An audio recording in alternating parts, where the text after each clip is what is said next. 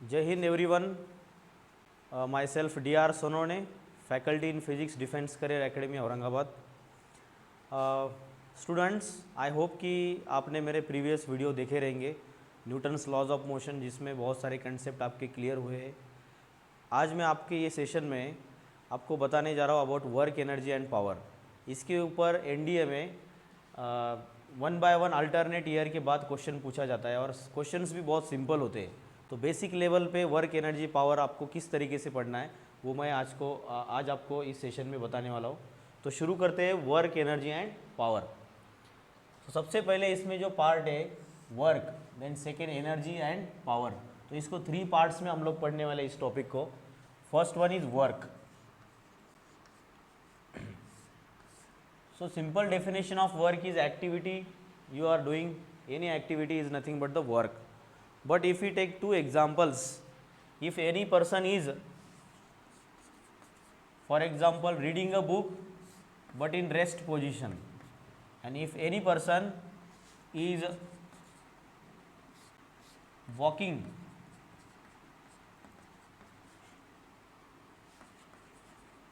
these are the 2 example. In first example, person is reading the book but in a rest position, and in second position person is walking on the road, means person in a motion. So for work, activity is in two of the example there is a activity, reading the book is a activity, walking on the road is a activity, but in both the example there is a different thing. Here object is in rest, here object is in motion. It means there is no displacement of the object in a rest position. That's why work is 0 here. तो यहाँ पे work 0 आएगा, यहाँ पे work not equal to 0 आएगा. It means जो quantity है displacement वाली, जो मोशन इन 1 डायमेंशन में हमने पढ़ी है, वो बहुत इंपॉर्टेंट है. वो इसलिए कि वर्क 0 तब होता है जब बॉडी का डिस्प्लेसमेंट नहीं होता, भले आप फोर्स भी अप्लाई कर रहे हैं. तो मेरे पास ये डस्टर है, मैंने इसके ऊपर परपेंडिकुलर फोर्स एक्ट किया, but there is no motion, there is no displacement. It means work is 0. Means while we apply the force, we must take in account that there is a displacement of the object, then we can say there is a work. Work ये complete word नहीं है. work के आगे यदि हम लोगों ने word consider किया तो हम लोग बोल सकते हैं कि work done हुआ. तो work done क्या होता है, इसके आगे word यूज़ करता हूँ मैं, work done. तो work done is simply what, हम लोगों ने एक body consider किया having mass m, और इसको मैंने एक फोर्स लगाया, फोर्स अप्लाई किया F, और ये बॉडी ने अपना पोजीशन A से लेके B तक चेंज किया. तो if body is, it means body is displacing from A position to B position. Here is the displacement of the object. Then work is what, work done is nothing but the applied force into displacement of the object. तो work equal to force into displacement, right. So we can also write unit of the work. Unit कैसे लिखेंगे, force का unit newton होता है, displacement in metre, newton metre is joule. Newton metre को बोला जाता है joule. So joule is a SI unit of a work. SI unit joule होता है. लेकिन there is another unit that is erg. Erg को हमेशा CGS यूनिट बोला जाता है. CGS इट मीन्स, अर्ज को यदि हमको लिखना है तो अर्ज मतलब होता है, इधर न्यूटन को रिप्लेस करेंगे हम लोग डायन से. We know that CGS unit of newton is dyne and CGS for metre is centimetre.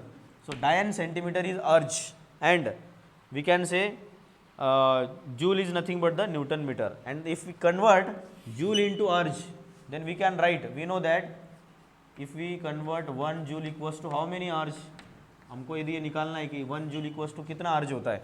Already NDA के एग्जाम में 2019 में ये क्वेश्चन आ चुका है. तो कितना अर्ज होता है तो कैसे निकालेंगे, तो हम लोगों को न्यूटन का डायन में कन्वर्जन पता होना चाहिए और मीटर का सेंटीमीटर में, तो आसानी से आप निकाल सकते हैं. तो न्यूटन मीटर को पहले कन्वर्ट करना पड़ेगा डायन सेंटीमीटर में. तो न्यूटन का डायन में होता है 10⁵ डायन, एंड मीटर का सेंटीमीटर में होता है 10⁻². तो 5 + 2 is 7. It means 1 joule equals to 10⁻7 erg. ऐसे बेसिक क्वेश्चन वर्क के ऊपर आपको पूछे जा सकते हैं. बट डेफिनेटली हम लोग को वर्क के टाइप भी पता होना चाहिए, positive work and negative work. वो भी हमने जो फोर्स अप्लाई किया है इसमें, फोर्स उसके ऊपर डिपेंड करता है. यदि मैंने कंसिडर किया कि force is of two type, force किस टाइप का हो सकता है, एक तो पुश हो सकता है, पुश, और दूसरा pull. Push means what, if you push any object then there is a positive displacement of the object. तो जब पुश करेंगे हम लोग तब वर्क जो रहेगा वो रहेगा हमारा पॉजिटिव वर्क। वर्क कौन सा रहेगा, पॉजिटिव, क्योंकि डिस्प्लेसमेंट पॉजिटिव है। कोई ऑब्जेक्ट को आप पुल कर रहे हैं, इसका मतलब इसको मैंने पुल किया तो इसका डिस्प्लेसमेंट कम हो जाएगा मेरे पोजीशन से, इसका मतलब वहाँ पे वर्क होगा negative work, right. So positive work done या निगेटिव वर्क डन को हम लोग पुश और पुल से डिफाइन कर सकते हैं। If there is a push type of force then work is positive, means displacement is also positive of course. Then if we apply a pull type of force then that time work is negative type of work. Again when we will say the work done is zero, work done zero होगा, ये कैसे हम लोग consider कर सकते हैं, तो work zero तभी हो सकता है, work will be zero only when your displacement is zero। आपने डिस्प्लेसमेंट जो है आपके बॉडी का वो कितना होगा, जीरो। डिस्प्लेसमेंट जीरो कैसे होगा कि आप इसको ऐसे परपेंडिकुलर फोर्स लगा रहे, इसका मतलब there is no displacement of the object, object remains at its position, change ही नहीं होगी position, means there is no displacement. तो आप दिन भर एक जगह पे बैठ के बुक रीड कर रहे हैं, इट मीन्स फिजिक्स के हिसाब से आपने वर्क डन नहीं किया है। तो इसके ऊपर भी सिंपल एमसीक्यू पूछा जा सकता है, आपको एक एग्जाम्पल देंगे और बोलेंगे कि उसमें डिस्प्लेसमेंट जीरो है या नहीं, तो आप डिस्प्लेसमेंट जीरो तब बोलेंगे जब बॉडी का पोजीशन चेंज ही नहीं हुआ, ऐसे टाइम पे आपका वर्क डन भी क्या होगा, जीरो, ठीक है। आगे देखते हैं हम लोग वर्क में और क्या पूछा जा सकता है। एक तो positive work done, negative work done तो हो ही गया। एक कन्वर्जन हुआ जूल और अर्ज का, 1 जूल इक्वल्स टू 10⁻7 अर्ज। अभी यहाँ पे बात आती है वर्क डन का जो रिलेशन है एनर्जी के साथ, वो रिलेशन यहाँ पे पूछा जा सकता है। 11th स्टैंडर्ड में आपने यदि पढ़ा तो आपको पता चलेगा कि वर्क एनर्जी थ्योरम है, वर्क एनर्जी थ्योरम। तो अलग अलग तरीके से आप वर्क डन लिख सकते हैं। तो वर्क एनर्जी थ्योरम पढ़ने के लिए आपको पढ़ना पड़ेगा एनर्जी क्या होता है। तो हम लोग वर्क के बाद देखेंगे एनर्जी।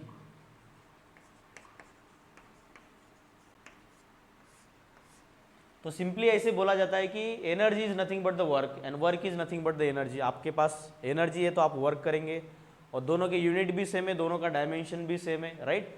तो यदि हम लोगों ने एनर्जी को डिफाइन किया तो हम लोग बोल सकते हैं उसमें कि capacity to do work, capacity to do work. अभी कैपेसिटी का कोई यूनिट नहीं होता, मतलब कैपेसिटी भी किसकी है, वर्क की। तो work is nothing but the energy ऐसे बोल सकते हैं। तो हमेशा याद रखना एनर्जी और वर्क एक ही होता है, दोनों के यूनिट भी सेम होते हैं। तो एनर्जी को मैं लिख सकता हूँ energy is nothing but the work done.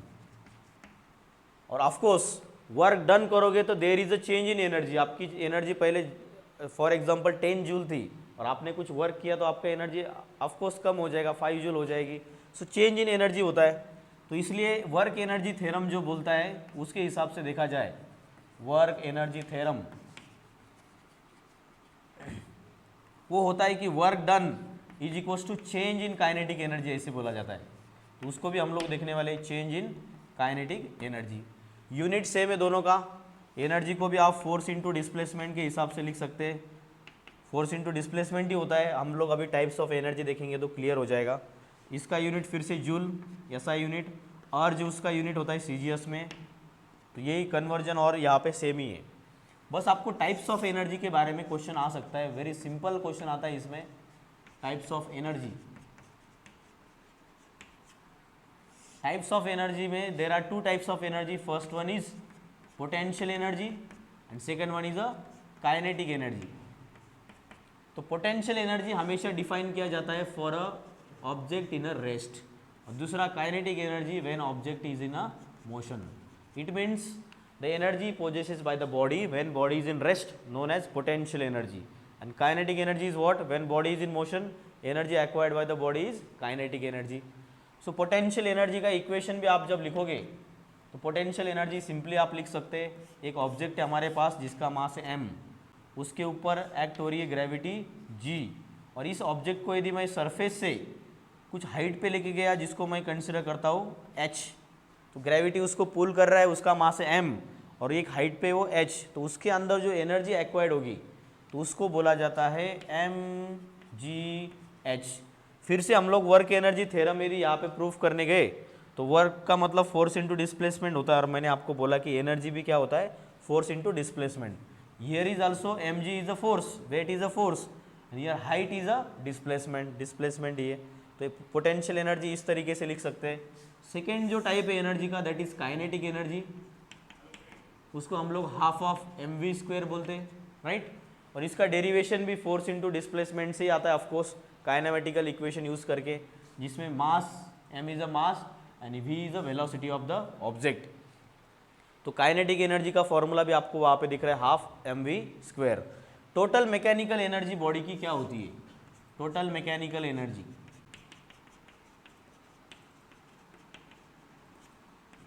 यदि आपको क्वेश्चन पूछा गया है टोटल मैकेनिकल एनर्जी पे, तो वो होता है sum of potential energy plus kinetic energy. दोनों की सम करोगे तो आपको मिलेगा total mechanical energy of the object. Object किसी भी स्टेट ऑफ पोजीशन में रहेगा, रेस्ट में या मोशन में, तो उसका टोटल एनर्जी जो हमेशा रहेगा उसको मैकेनिकल एनर्जी बोलते हैं। And there is two type of mechanical energy, potential energy and kinetic energy. दोनों का सम करो वो आपका मैकेनिकल एनर्जी होगा, राइट। अभी एनर्जी के अलग अलग टाइप के यूनिट्स भी होते हैं, जैसे आपने देखा रहेगा इलेक्ट्रिकल एनर्जी होती है, इधर तो मैकेनिकल एनर्जी की बात चल रही है, राइट।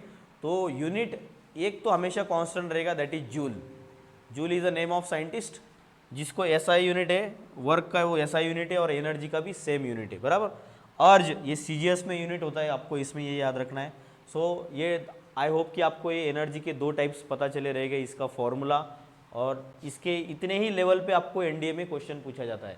आपको फॉर्मूला पता होना चाहिए, यूनिट कन्वर्जन पता होना चाहिए, और आपको ये बात पता होना चाहिए कि इसके अलावा जो मोशन है, स्ट्रेट लाइन मोशन छोड़ के बाकी जो मोशन है ऑब्जेक्ट के, उसमें जैसे for example circular motion, uniform circular motion, object A point पे है और बी पॉइंट पे आ रहा है, तो हमको पता होना चाहिए ए पॉइंट पे जाके उसके पास मैक्सिमम पोटेंशियल एनर्जी रहेगा, और बी पॉइंट पे आएगा तो उसके पास मैक्सिमम काइनेटिक एनर्जी रहेगा, जब वो वर्टिकल सर्कुलर मोशन में है।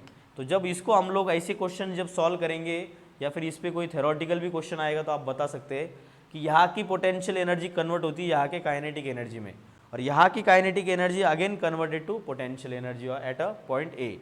Means potential energy converted to kinetic energy and kinetic energy converted to potential energy, but total mechanical energy remain same in every motion, ठीक है। तो इस तरीके से भी इसमें क्वेश्चन पूछा जा सकता है, जो थ्योरेटिकल बेस्ड हो सकता है। इसमें लास्ट जो हमारा पॉइंट बचा है दैट इज पावर। तो पावर के बारे में हम लोग देखते हैं। पावर देखने के लिए हम लोग को पहले वर्क और एनर्जी देखना जरूरी था, जो हमने ऑलरेडी देख लिया।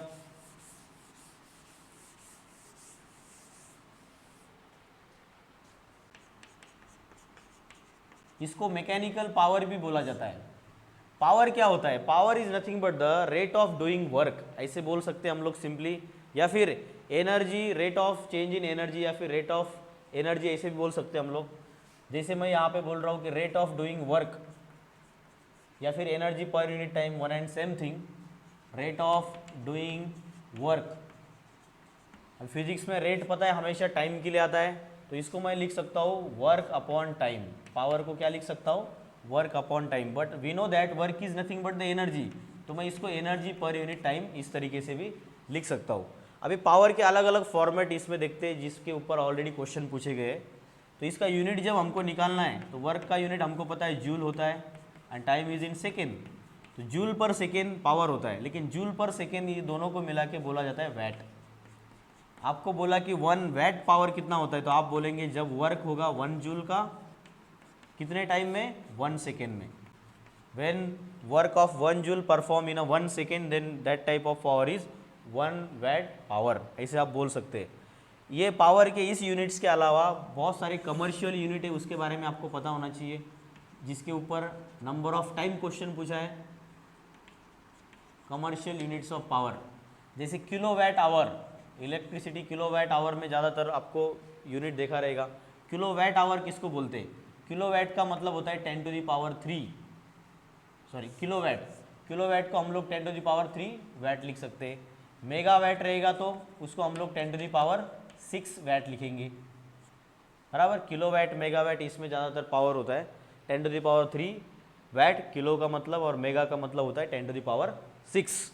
हाँ, इसके अलावा HP ये एक यूनिट होता है पावर का जिसके ऊपर मैक्सिमम टाइम क्वेश्चन पूछा है, उसको हम लोग हॉर्स पावर बोलते हैं, हॉर्स पावर। इलेक्ट्रिक मोटर जैसे आपने एग्जांपल देखा रहेगा, उसका जो पावर होता है वो HP में होता है, हॉर्स पावर। ये हॉर्स पावर एक्चुअली क्या होता है, 1 HP का मतलब होता है, 1 हॉर्स पावर का मतलब होता है 746 वैट। यदि आपकी मोटर 5 HP की तो आपको 5 × 746 करना पड़ेगा to convert it into the watt. तो ऐसे नंबर ऑफ यूनिट है उसके जिसमें ज़्यादातर क्वेश्चन पूछे जाते हैं, उसमें से HP, किलोवाट आवर, मेगावाट, ठीक है, सॉरी किलोवाट एंड मेगावाट। अभी बात ये आती है कि पावर के और डिफरेंट फार्मूलेज हम लोग कैसे लिख सकते हैं। तो इसके पहले एक फार्मूला हमने जो लिखा था पावर का, पावर होता है वर्क अपॉन टाइम, लेकिन वर्क होता है force into displacement upon time. तो इसमें सिंपली डिस्प्लेसमेंट अपॉन टाइम फिर से हमारा वेलोसिटी है, तो मैं इसको फोर्स इंटू वेलोसिटी भी लिख सकता हूँ, राइट। अभी फोर्स इंटू वेलोसिटी मैंने यहाँ पे लिखा है, तो मैं ये बात बता सकता हूँ कि F × V में यदि फोर्स बढ़ेगा तो ऑफकोर्स फोर्स बढ़ने से वेलोसिटी भी बढ़ेगा, जो भी टरबाइन रहेगा फॉर एग्जांपल, जो भी आप कंसिडर कर रहे हैं, इसका मतलब पावर भी बढ़ेगा। अभी इसमें आपको क्वेश्चन जो रहेगा न्यूमेरिकल वाइज, उसमें वेलोसिटी दिया रहेगा, फोर्स दिया रहेगा, आपको पावर पूछा रहेगा, या फिर पावर रहेगा, फोर्स देगा, वेलोसिटी निकालने को बोलेगा। तो आपको यदि वेलोसिटी दिया है तो आपको याद रहना चाहिए कि फोर्स, पावर को हम लोग वेलोसिटी के फॉर्म में लिख सकते हैं, दैट इज F × V।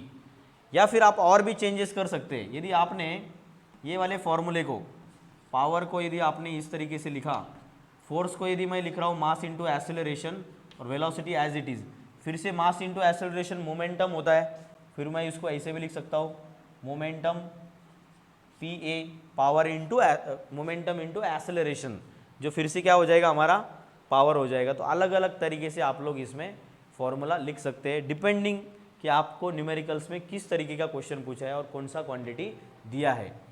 तो आई होप कि आपको वर्क, एनर्जी और पावर, ये तीनों कंसेप्ट, बेसिक कंसेप्ट जो इसमें ये सब पता चले रहेंगे। इसके ऊपर जो न्यूमेरिकल्स रहते हैं वो भी सिंपल क्वेश्चंस के ऊपर रहते हैं। जैसे फॉर्मूला रहेगा आपका वर्क का, फोर्स इंटू डिस्प्लेसमेंट।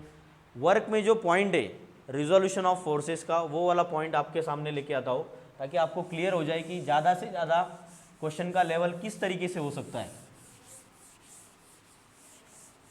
क्योंकि अब तक जो हमने फॉर्मूला देखा वो वर्क का फॉर्मूला था फॉर अ कांस्टेंट फोर्स। तो यदि हम लोगों ने work done by variable force का कंसेप्ट देखा तो आपको पता चलेगा, जैसे फॉर एग्जांपल मेरे पास एक ऑब्जेक्ट है और इसको मैं इस तरीके से खींच रहा हूँ,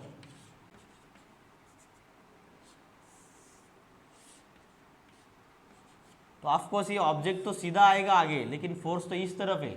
मतलब जब जब फोर्स और आपका डिस्प्लेसमेंट का डायरेक्शन अलग रहता है तो उसके लिए फॉर्मूला अलग तरीके से डिज़ाइन करना पड़ेगा। और अभी जो इसके पहले वाला जो फॉर्मूला हमने देखा था work equal to force into displacement, ये फॉर्मूला तब है जब आपकी फोर्स की डायरेक्शन और आपकी डिस्प्लेसमेंट की डायरेक्शन एक ही होगी। तो मैंने उसमें डायग्राम भी निकाला था कि फोर्स अप्लाई हो रहा है और डिस्प्लेसमेंट हो रहा है, तो ये सेम डायरेक्शन में जब दोनों रहेंगे तब की बात है। लेकिन इधर हमारा फोर्स तो इस तरफ लग रहा है और डिस्प्लेसमेंट इस तरफ है, तो ऐसे जगह पे आपको कौन सा फॉर्मूला यूज़ करना है तो वो आपको बता देता हूँ। इसके लिए आपको रिजॉल्व करना पड़ेगा कंपोनेंट किसका, फोर्स का। तो इसको यदि मैं FBD के फॉर्म में लिखूँ तो फोर्स इस तरफ है और बॉडी का डिस्प्लेसमेंट हो रहा है इस तरफ, राइट। तो ये फोर्स को मैं रिजॉल्व करता हूँ, आपने रिजोल्यूशन ऑफ फोर्सेस पढ़ा रहेगा, रिजोल्यूशन ऑफ क्वांटिटी। तो ये भी थीटा ही है, ये थीटा है तो ये थीटा है, तो थीटा के एडजेसेंट साइड होती है हमेशा F cos थीटा, और जो अपोजिट एडजेसेंट साइड होती है F cos theta and opposite side become F sin of theta. तो ये वर्टिकल फोर्स जो है इधर वाला, इसकी वजह से तो बॉडी ऊपर चला जाएगा, बल्कि वो नहीं हो रहा है, बॉडी आगे स्लाइड हो रहा है। इसका मतलब ये फोर्स का इधर वाला कंपोनेंट जो F cos थीटा है वो यहाँ पे काम आ रहा है, राइट। तो मैं इसको किस तरीके से लिख सकता हूँ, वर्क का फॉर्मूला मैं लिखूंगा फिर F S और F के साथ कौन रहेगा, ये वाला cos थीटा, मतलब F S cos थीटा। ये फॉर्मूला आपको यूज़ करना है when the direction of applied force and displacement of the object is different, दोनों की डायरेक्शन अलग अलग होगी, तो आपको ये फॉर्मूला यूज़ करना है जिसमें कॉस थीटा आता है। तो कॉस थीटा के ऊपर भी आप अलग अलग वैल्यूज आ सकती है, डायरेक्टली क्वेश्चन पूछा जाएगा। तो हम लोग जैसे कॉस थीटा की वैल्यू लिख लेते हैं, मैं यहाँ पे थीटा की वैल्यू लिखता हूँ और यहाँ पे फिर आपकी रहेगी कॉस थीटा की वैल्यू। थीटा यदि मैंने 0 डिग्री कंसिडर किया तो कॉस 0 हमेशा 1 होता है। मैं कॉस 30 डिग्री कंसिडर किया तो उसका वैल्यू आएगा √3/2। कॉस यदि मैंने 45 कंसिडर किया तो 1/√2 आंसर आता है उसका, राइट। उसके बाद मैंने यदि कंसिडर किया 60 डिग्री थीटा का वैल्यू तो वो आता है 1/2 और कॉस 90 होता है 0। इट मीन्स कोई भी ऑब्जेक्ट पे आप यदि परपेंडिकुलर फोर्स अप्लाई कर रहे हैं 90 डिग्री में, तो कॉस थीटा, यहाँ पे थीटा की वैल्यू 90 हो जाएगी, उस जगह पे आपका वर्क डन क्या हो जाएगा, फिर वर्क डन बिकम 0, क्योंकि ये फैक्टर 0 हो रहा है। तो वर्क डन 0 होता है when perpendicular force acted on the object. दूसरी बात, कॉस यदि 0 रहेगा, कॉस 0 का मतलब क्या होता है कि आप फोर्स लगा रहे एक ऐसे डायरेक्शन में, इस डायरेक्शन में, मतलब आपका फोर्स भी इस डायरेक्शन में, डिस्प्लेसमेंट उसी डायरेक्शन में, तो ये 1 हो जाएगा। तब तो आपका वही फॉर्मूला आएगा F/S वाला, ठीक है। लेकिन 0 और ये 90 डिग्री और 0 डिग्री के बीच में जो एंगल्स आपको दिख रहे हैं, जैसे फॉर एग्जांपल 30, 45, 60 बराबर, तो यहाँ से आपको दिखाई दे रहा होगा कि यहाँ से वैल्यूज़ जो है वो धीरे धीरे क्या हो रही है, कम हो रही है। तो आपका एंगल थीटा जैसे जैसे इंक्रीज होगा, वर्क डन वैसे वैसे डिक्रीज होगा। आप यदि ज़्यादा इस और आगे से थ्रेड पे फोर्स लगाया तो आपका वर्क डन कम होता जाएगा, क्योंकि यहाँ पे दिख रहा है 30 डिग्री पे √3/2 है, फिर 45 पे 1/√2 है, 60 डिग्री पे तो डायरेक्ट हाफ है, मतलब 0.5, तो वैल्यू कम होते आ रहा है यहाँ पे। तो आपका वर्क डन भी वहाँ पे कम होगा व्हेन थीटा इंक्रीजेस। तो इस तरीके के क्वेश्चन इसमें पूछ सकते हैं। तो ये लेक्चर में हम लोगों ने वर्क, एनर्जी एंड पावर के बारे में देखा। आई होप कि आपको ये बेसिक चीज़ें पता चली रहेगी और आप एनडीए में इसके ऊपर आए वाला क्वेश्चन, कोई भी क्वेश्चन आप सॉल्व कर सकते हैं। So thank you, have a nice day.